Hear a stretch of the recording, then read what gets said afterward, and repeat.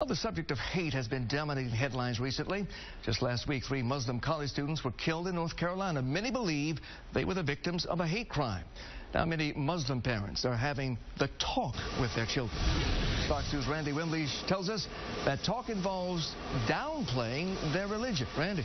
Yeah, Hugh, there is some talk in the Muslim community about whether women should wear headscarves or whether people should pray in public in light of what's going on. But the parents we spoke with say they're not going to downplay their faith, but they are giving more thought about how a lot of people in America perceive them, because what happened in Chapel Hill was not an isolated incident.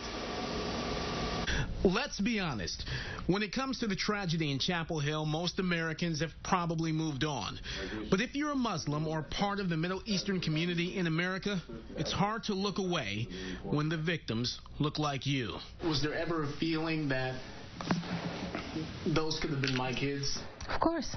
Instantly. Nafaila Haider is a Muslim and is preparing her daughters Nadine and Naveen for the likelihood they'll be viewed with suspicion, treated unfairly, or worse, attacked because of their religion. Unfortunately, we have to talk about these things. People of different races, different religions, different cultures, and I had to tell them that some people don't appreciate people who are different from them. It's the talk. Yeah. Muslim and Middle Eastern parents in America have been since 9/11, and even more so since Chapel Hill. My eldest son in particular, when I told him about it, he just was shaking his head, and he was like, no one likes us.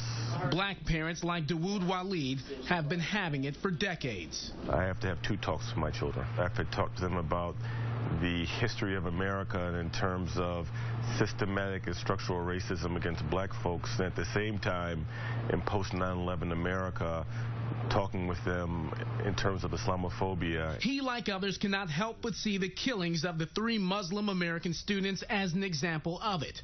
While police maintain the shooting was over a parking space, you'd be hard-pressed to find any Arab or Muslim that buys it. It's so sad that I had to say this, but I had to tell my mom to be careful because my mom covers her hair. The root of fear, the root of violence is really ignorance. Personal injury lawyer Jamana K. Ruse is a Lebanese-American Christian who at times is mistaken for a Muslim. Her daughters haven't had the talk because they look white. They don't have an accent, they look very Americanized, and they have American names or American sounding names that go with the flow.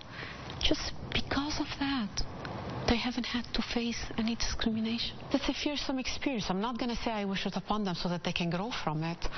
I'll be honest with you. As a mother, I am relieved that my daughters don't have to experience that. No question about it. Dawud and Nafaila don't have that privilege, but all 3 are praying for the day it won't be an issue.